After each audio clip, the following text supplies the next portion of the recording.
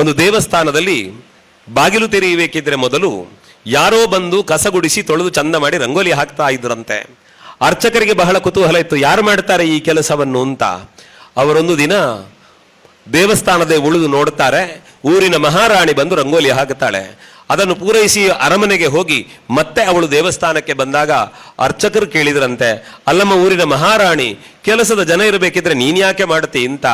ಆಗ ಅವಳು ಹೇಳ್ತಾಳೆ, ಅರ್ಚಕರ ಬೇರೇನಿಲ್ಲ, ಇದು ನಾನೇ ಮಾಡಬೇಕು ಯಾಕೆ ಅಂತ ಕೇಳಿದ್ರೆ ಅದಕ್ಕೊಂದು ಕಥೆ ಇದೆ ಅಂದ್ರಂತೆ. ಏನು ಅಂತಂದ್ರೆ, ಪೂರ್ವ ಜನ್ಮದಲ್ಲಿ ನಾನೊಂದು ಹಕ್ಕಿ ಆಗಿದ್ದೆ. ಇದೇ ದೇವಸ್ಥಾನದ ರಾಜಗೋಪುರದಲ್ಲಿ ಗೂಡು ಕಟ್ಟಿಕೊಂಡು ಬದುಕುತ್ತಾ ಇದ್ದ ನಾನು ಅಲ್ಲೆಲ್ಲೋ ಬಿದ್ದ ನೈವೇದ್ಯವನ್ನು ತಿನ್ನುವುದಕ್ಕೆ ಅಂತ ಹಾರಿ ಬರ್ತಾ ಇದ್ದೆ. ಹಾರಿ ಬರ್ತಾ ಇರಬೇಕಿದ್ರೆ ನನ್ನ ರೆಕ್ಕೆಯ ಗಾಳಿ ಬೀಸಿ ಗರ್ಭಗುಡಿಯ ಶಿಖರದ ಧೂಳು ಹಾರಿ ಹೋಗುತ್ತಾ ಇತ್ತು. ನನಗೆ ಗೊತ್ತಿರಲಿಲ್ಲ.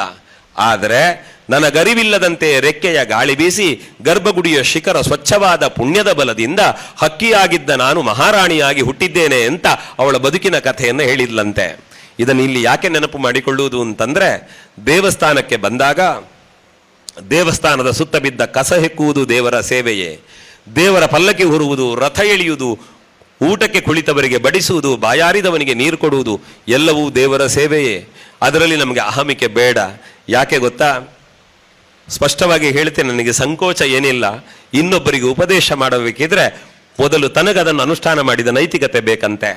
ಇದನ್ನು ನಾನು ಯಾಕೆ ಇಷ್ಟು ಗಟ್ಟಿಯಾಗಿ ಹೇಳ್ತೇನೆ ಅಂತಂದ್ರೆ, ಒಂದೊಮ್ಮೆ ಉಡುಪಿಯ ಕಿದಿಯೂರು ಹೋಟೆಲ್ನ ನಾಗಮಂಡಲ ನಡೀತಾ ಇತ್ತು.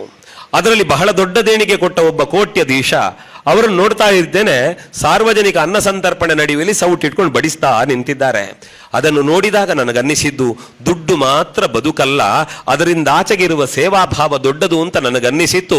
ನಾನು ಅವರನ್ನು ಬದಿಗೆ 10 ನಿಮಿಷ ನಿಲ್ಲಿಸಿ ನಾನೊಂದು ಅರ್ಧ ಗಂಟೆಗಳ ಕಾಲ ಬಡಿಸ್ತೇನೆ ಅಂತ ಅನುಮತಿ ತೆಕ್ಕೊಂಡು ಅರ್ಧ ಗಂಟೆಗಳ ಕಾಲ ಅನ್ನದಾನದಲ್ಲಿ ಭಾಗವಹಿಸಿ ಬಂದೆ. ಸಂತೃಪ್ತಿ ಅಂತ ಅನ್ನಿಸಿತು. ಯಾಕೆ ಗೊತ್ತಾ? ಒಂದು ದೇವಸ್ಥಾನದಲ್ಲಿ ಧರ್ಮ ಕಾರ್ಯ ನಡೆದು ಅನ್ನದಾನ ನಡೆದರೆ ಕ್ಷೇತ್ರದ ಅಧಿದೇವತೆ ಯಾವುದೋ ಒಂದು ರೂಪದಲ್ಲಿ ಬಂದು ಅನ್ನಪ್ರಸಾದವನ್ನು ಸ್ವೀಕರಿಸ್ತಾಳೆ ಅನ್ನುವ ನಂಬಿಕೆ ನಮ್ಮದ್ದು. ಹಾಗಾಗಿಯೇ ಉತ್ಸವಾದಿಗಳಲ್ಲಿ ಅನ್ನದಾನಕ್ಕೆ ಕೊರತೆ ಬಾರದಂತೆ ನೋಡಿಕೊಳ್ಳುತ್ತಾರೆ.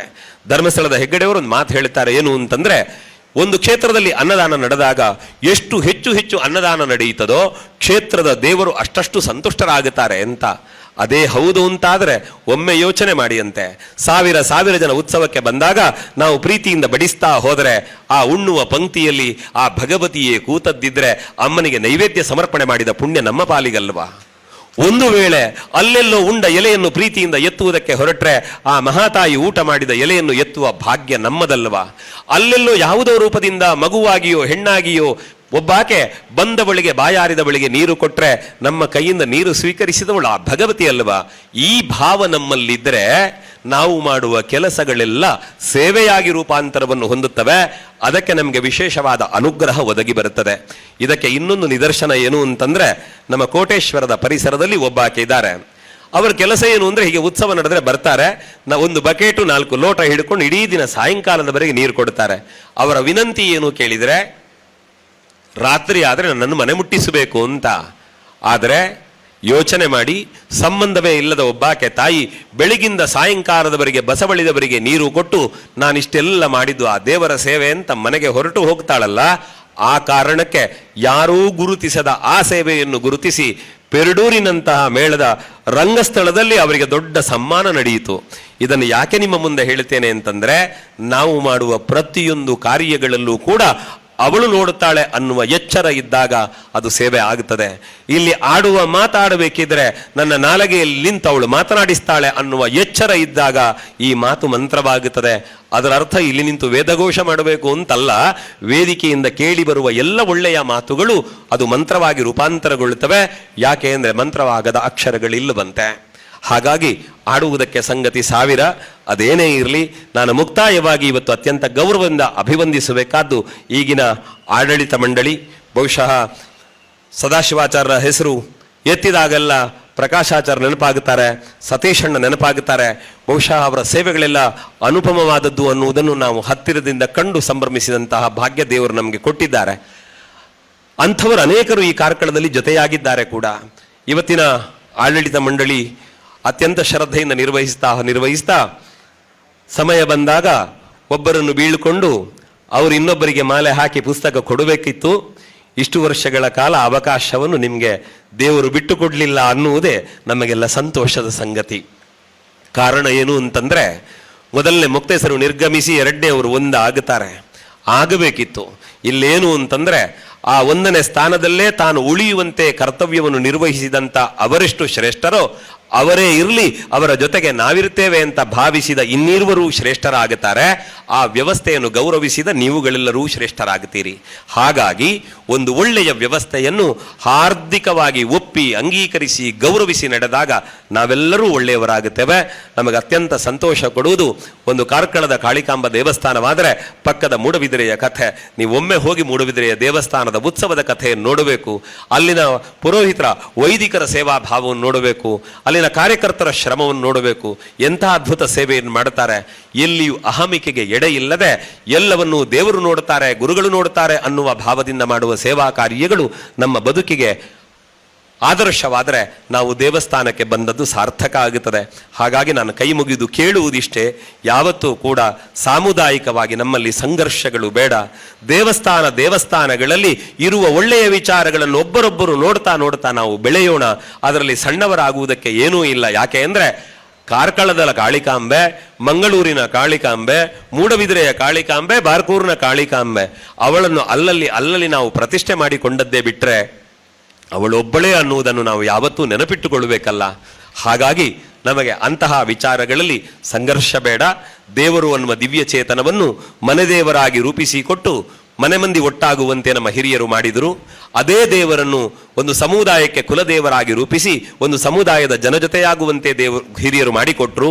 ಅದೇ ದೇವರನ್ನು ಗ್ರಾಮದೇವರು ಅಂತ ಮಾಡುತ್ತಾ ಜಾತಿ ಮತಗಳನ್ನು ಮೀರಿ ನಾವು ಗ್ರಾಮದವರು ಒಟ್ಟಾಗುವಂತೆ ಹಿರಿಯರು ನಮಗೆ ರೂಪಿಸಿಕೊಟ್ರು. ದೇವರು ಅನ್ನುವಂತಹ ದಿವ್ಯ ಚೇತನವನ್ನು ಬೇರೆ ಬೇರೆ ಆಯಾಮಗಳಲ್ಲಿ ಸಂಯೋಜಿಸಿ ಮನುಕುಲದ ಉದ್ಧಾರಕ್ಕಾಗಿ ಪ್ರಯತ್ನ ಪಟ್ಟ ಹಿರಿಯರಿದ್ದಾರಲ್ಲ, ಅವರನ್ನು ಮತ್ತೆ ಮತ್ತೆ ನೆನಪು ಮಾಡಿಕೊಳ್ತಾ ನಾವು ಧನ್ಯವಾದ ಹೇಳಬೇಕು. ಉಳಿದಂತೆ ನಾನು ಈಗಲೂ ಹೇಳುವುದಿಷ್ಟೇ, ಯಾರೆಲ್ಲ ಈ ಜಾಗಕ್ಕೆ ಬಂದು ಆ ದೇವರ ಸೇವೆಗೆ ನಿಂತಿದ್ದಾರೆ, ನಾನು ಒಂದು ಬಹಳ ಅತ್ಯಂತ ಸಂತೋಷದಿಂದ ಹೇಳುವುದೇನು ಅಂತಂದರೆ, ನಾನು ರಾಮಚಂದ್ರಾಚಾರ್ಯನ ಯಾವತ್ತೂ ನೋಡುತ್ತಿದ್ದೇನೆ. ಆ ಪುಣ್ಯಾತ್ಮನ ಬಗ್ಗೆ ಮೊನ್ನೆ ಎದುರು ಮಾತಾಡಲಿಲ್ಲ, ಒಳಗೆ ಹೋಗಿ ತುಂಬ ನಾನು ಭಾವುಕನಾದೆ. ಕಾರಣ ಏನು ಅಂತಂದರೆ, ವಯಸ್ಸಿನಲ್ಲಿ ಹಿರಿಯರಾಗಿ ಒಂದು ದೇವಸ್ಥಾನದಿಂದ ಬಂದ ವ್ಯಕ್ತಿ ಕಿರಿಯರನ್ನು ಕಂಡಾಗಲೂ ಕೂಡ ಕೈ ಮುಗಿದು ತಲೆಬಾಗಿ ನಾನು ಬಂದದ್ದು ಅಮ್ಮನ ಸೇವೆಗೆ ಅನ್ನುವ ಭಾವದಿಂದ ವ್ಯವಹರಿಸ್ತಾರಲ್ಲ, ಇಂತಹ ವ್ಯಕ್ತಿಗಳಿಗೆ ಆ ತಾಯಿ ಅವಕಾಶ ಕೊಟ್ಟಿದ್ದಾಳೆ. ಆದರೆ ಅದನ್ನು ಕಾಣುವ ಭಾಗ್ಯ ನಮ್ಮದು ಅಂತ ನಮಗೆ ಅನ್ನಿಸಬೇಕು. ಆದ್ದರಿಂದ ನಾನು ಕೈ ಮುಗಿದು ಪ್ರಾರ್ಥಿಸುವುದಿಷ್ಟೇ, ಅಧಿಕಾರದ ಗದ್ದುಗೆ ಯಾರಿಗೆ ಅಮ್ಮ ಕೊಡ್ತಾಳೋ ಅದವಳ ಇಚ್ಛೆ. ಆದರೆ ಬಂದವರು ಒಳ್ಳೆಯ ಕೆಲಸ ಮಾಡ್ತಾರೆ ಅಂತಾದರೆ ಅವರ ಬಗ್ಗೆ ಒಳ್ಳೆಯ ಮಾತುಗಳನ್ನು ಊರೆಲ್ಲ ನಾವು ಹೇಳ್ತಾ ಬರುವ, ಇಲ್ಲಿ ಆಗುವ ಒಳ್ಳೆಯ ವಿಚಾರಗಳ ಬಗ್ಗೆ ಹೇಳ್ತಾ ಬರುವ, ಕ್ಷೇತ್ರಕ್ಕಾಗಿ ಇನ್ನೊಬ್ಬರ ಮುಂದೆ ತಲೆಬಾಗುವ ನಾವು ನಿಮಗೆ ಆಗಬೇಕಾದ ಯಾವ ನಷ್ಟಗಳೂ ಇಲ್ಲ. ಯಾಕೆ ಅಂದರೆ ಬಾರ್ಕೂರು ದೇವಸ್ಥಾನದಲ್ಲಿ ಕಾಲ ಕಾಣಿಕೆಯ ವಸೂಲಿಯಿಂದ ಹೊರಟು ಕಾಣಿಕೆ ಡಬ್ಬಿಯ ದುಡ್ಡು ಲೆಕ್ಕ ಮಾಡುವಲ್ಲಿವರೆಗೆ ಸೇವೆ ಮಾಡಿದೆವು. ಕಸಗುಡಿಸಿ ಒರೆಸುವಲ್ಲಿಂದ ಹಿಡಿದು ಎಂಜಲಿನಲ್ಲಿ ಎತ್ತುವವರೆಗೂ ನಾವು ಸೇವೆ ಮಾಡಿದ್ದೇವೆ. ಬಾರ್ಕೂರ್ನ ಭಗವತಿಯ ಸನ್ನಿಧಾನದಲ್ಲಿ ಮಾಡಿದ ಸೇವೆಯ ಫಲವೇ ಇವತ್ತು ದಾಮೋದರ ಶರ್ಮಾ ಇಲ್ಲಿ ನಿಂತು ಮಾತನಾಡುತ್ತಾನೆ. ಊರಿನ ಜನ ನಮ್ಮನ್ನು ಗೌರವಿಸ್ತಾರೆ. ಹಾಗಾಗಿ ಯಾರು ದೇವಸ್ಥಾನದಲ್ಲಿ ಸೇವಕರಾಗುತ್ತಾರೆ ಅವರನ್ನು ಊರಿನಲ್ಲಿ ದೊಡ್ಡವರನ್ನಾಗಿ ಆ ದೇವರು ಮಾಡುತ್ತಾರೆ.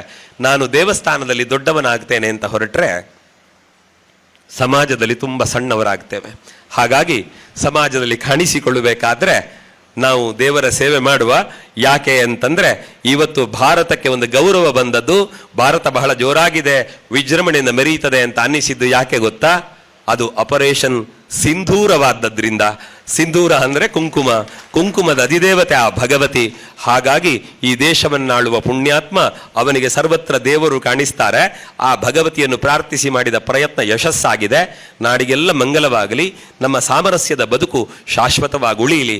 ಮತ್ತೆ ಮತ್ತೆ ವಿನಂತಿ ಮಾಡುವುದಿಷ್ಟೇ, ಈ ಕ್ಷೇತ್ರದ ಎಲ್ಲ ಸೇವೆಗಳಿಗೆ ದುಡಿಯುವಂತಹ ಪುಣ್ಯಾತ್ಮರಿಗೆ ನಾವುಗಳೆಲ್ಲ ಬೆಂಬಲವಾಗೋಣ.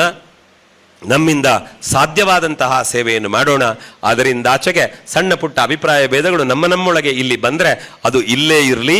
ನಮ್ಮೊಳಗಿರುವ ಪ್ರೀತಿ ಸಂದೇಶಗಳು ಅದು ಜಗತ್ತಿನಾದ್ಯಂತ ಪಸರಿಸಿ ಈ ಕ್ಷೇತ್ರ ಮಹಾಕ್ಷೇತ್ರವಾಗಿ ಬೆಳಗಿದಾಗ ಅದು ನಮ್ಮ ದೇವಸ್ಥಾನ ಅಂತ ಎದೆಯುಬ್ಬಿಸಿ ನಾಡೆಲ್ಲ ಸಂಚರಿಸುವ ಭಾಗ್ಯವನ್ನು ಭಗವತಿ ನಮಗೆ ಅನುಗ್ರಹ ಮಾಡಲಿ.